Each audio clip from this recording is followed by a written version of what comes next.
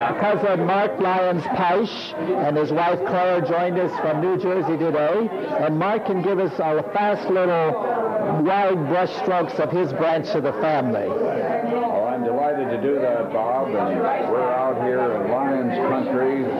We have enjoyed meeting many old friends and many newfound relatives here in Yankton. We had a lovely time last night at the farm, and we're looking forward to the reunion today. Very briefly, my mother was born in Carthage, South Dakota, Josephine Ann Lyons. I forget the date. 1894. This is my wife, Claire Louise, from Trenton and Lawrenceville, New Jersey.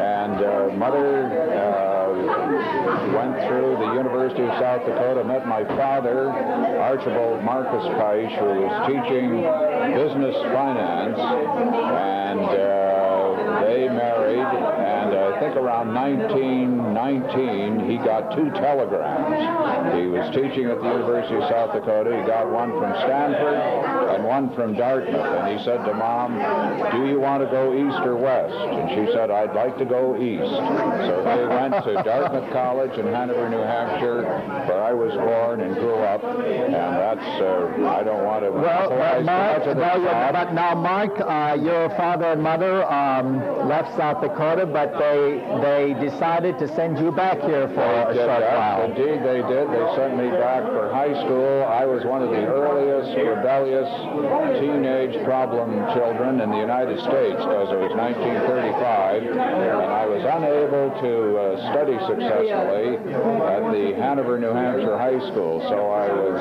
It probably was the mountain air. Probably the mountain air and something else.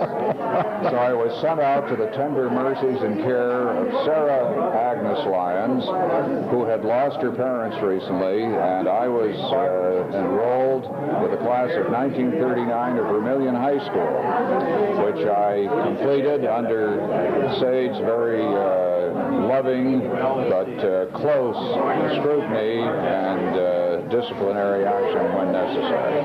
Now, Mark, you're the one, through chance correspondence you and I had, yes, that alerted me to the incredible richness of your Uncle Tom's writings. Oh, yes. Maybe just give us a little summary of Uncle Tom. Well, Thomas Daniel Lyons was the eldest member of R.F. and Sarah Donlin Lyons. He attended the University of Notre Dame. Actually, I have a letter from Father Hesburgh, who enjoyed reading one of Tom's articles in the Commonweal that I sent him about his early days at Notre Dame. Tom went on to a career in law. He went to the University of South Dakota Law School, became a judge in Oklahoma, and he wasn't, I won't say, to use an unfortunate phrase, a closet writer, but he didn't make a great deal of his writing. But I think for posterity and for the Lyons heritage, he will be best known as a writer. He wrote articles for the Commonweal magazine, which was a very rather liberal, secular Catholic magazine, still going today. And he wrote about his early days in Dakota, about the family, about also his practice in Oklahoma. And Bob Lyons of Cambridge, Massachusetts. See, there's so many Bob Lionses around that I have to... Very confused. Robert Lyons of Cambridge, Massachusetts is the man who really got this published again in 2 books, one on the South Dakota experience and one on the Oklahoma. Well, and for the second one, called Oklahoma Days, yeah, Mark wrote a wonderful tribute and memorial to his Uncle Tom. And I must say that we all feel now that we have known him very well. He's made available to all of us the experience we've had collectively. And so, frankly, we are eternally grateful to him and now to you. But, Mark, just give us a little summary of your entire professional life. I think you've been at Columbia University, and I don't really know of your many responsibilities, what you were doing there. I'm sure it was something good. Well, I hope it was. Actually, I graduated from Dartmouth with the class of 1944. I didn't graduate till 47 because of the war. Then I taught at Dartmouth, where my father had taught, and then I went to Columbia to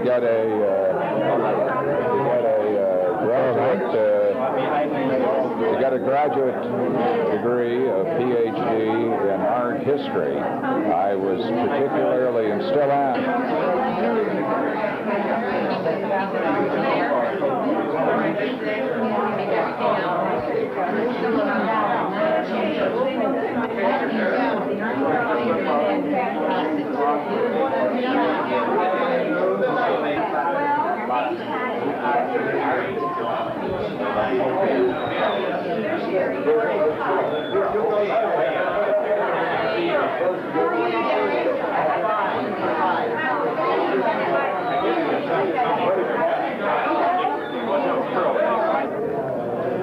little posterity. All right, what's he signaling? Good morning, Peggy Harrington Thornhill, a new cousin I've discovered from Seattle, Washington, and our cousin Genevieve Olson. And Peggy, you can start us off. Tell us a little bit about your branch of the family, and then Genevieve, and then I think you have some shared experiences. Yes. My grandmother was Ellen and Jeremiah's daughter, and she married Morris Harrington. And in Iowa, the Harrington farm and the Lyons farm were side by side. So there was a lot of interaction between the Harringtons and the Lyons, and there was a double marriage. Every brother and sister, each brother married the no. The brother married the daughter, and the daughter of that brother married the other daughter. Okay, we have a double relationship there. And then my father was the only child of Morris and Kate Harrington, and he married Ann Ryan, my mother. So it's fun to meet all these people that I saw as a little girl. I used to go to Genevieve's farm when she was with us. Yes, we had lots of good times in this time. Well, my grandmother was her grandfather's sister, and my grandfather was her grandmother's brother. So could you mention the names? Well, my grandfather was Jeremiah Lyons, and my grandmother was Mary Ann Harrington. And Mary Ann Harrington's brother married your grandmother. That's right. So we're kind of double cousins of some sort here. Yes, yes. But we lived right across the road from my grandmother and grandfather, because he was dead by then. Near Lake Badus. Right. And Peggy used to come in the summertime and spend time with my grandmother and with us. And then we'd go to her grandmother's place and spend some time. So we had lots of happy times together. Well, Peggy, when did you leave South Dakota? 1941. I joined the exodus to California for those big jobs.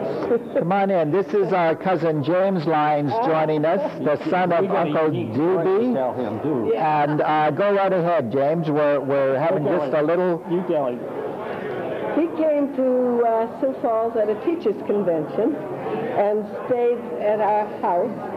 And we went to the Dakota ballroom. My And we goodness. danced all night. I didn't remember that until just a little while ago. We had the revolving mirror ball, and we had such a good Now, what years were those, That more was or about less? 1937, I think. I wasn't allowed to go to the ballroom, public ballroom, but with the cousins.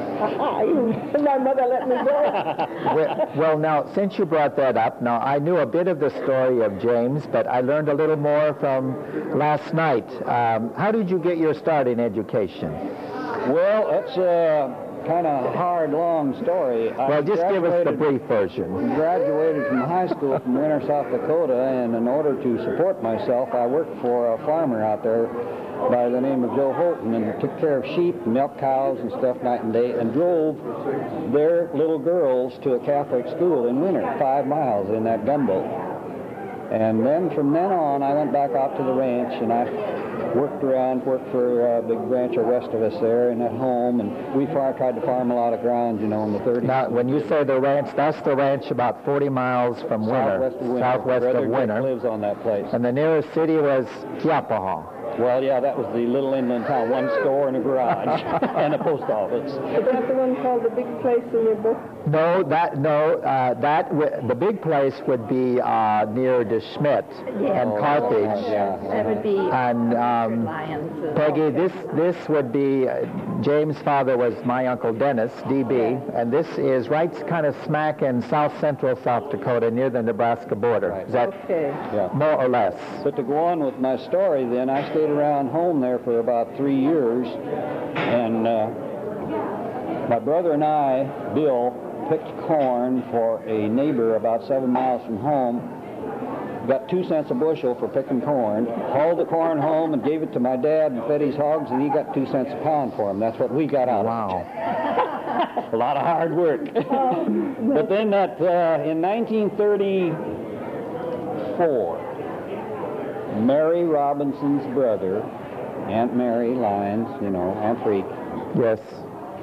and 2 brothers moved a bunch of cattle out there in the southwest of Winter onto a ranch, 110 head of them.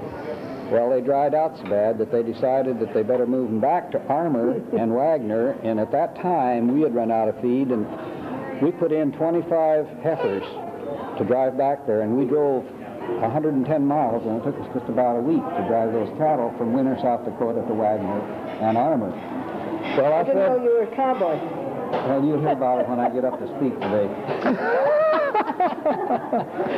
Anyway, we drove those cattle over there, and I stayed with Grandma and Grandpa Lyons on the farm out there that winter, fed these heifers all of their cane and forage that they had.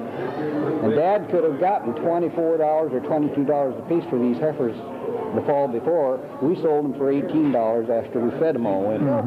Then I worked for Pat O'Hare, a bachelor that lived neighbors to Grandpa Lyons, all summer. Well, they dried out there. Then I came down here and I worked for Uncle Bill. That was my dad. Right.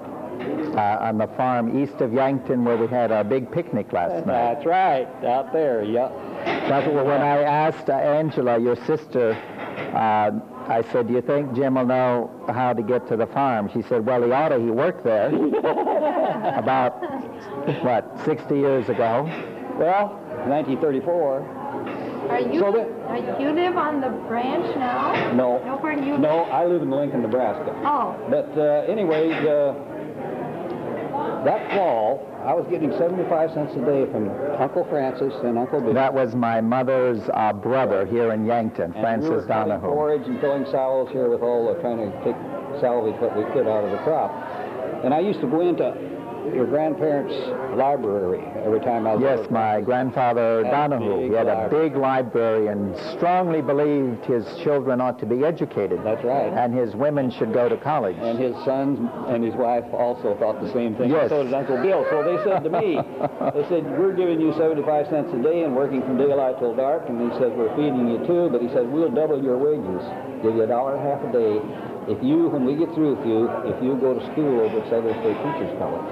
So Francis and Aunt Mary and Uncle Bill took me over there and got me installed, and I gave the superintendent $50, and I said, that's all I got.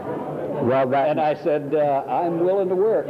So I got in with the old janitor over there, and I mopped floors, washed blackboards, scooped coal, scooped snow. And when I left there the next summer, I took the winter term, the spring term, and 2 summer terms. That gave me enough credit to start teaching school. When I left there, I owed them $15. wonderful. Then I started teaching, and I taught for 6 years, and got in the trucking business for about 1.5 years in 1939 and 40, and then, well, first of all, in 1934, I tried to get in the service before I started with this story there, and I was too small. I couldn't qualify. Well, 41 and 42 came along, and we went through with it. Yeah. Then I spent 28 years in the Army, got kicked out of the Army and sent to the penitentiary. I tell everybody that. The day after I retired, which was August of 1970, I went to work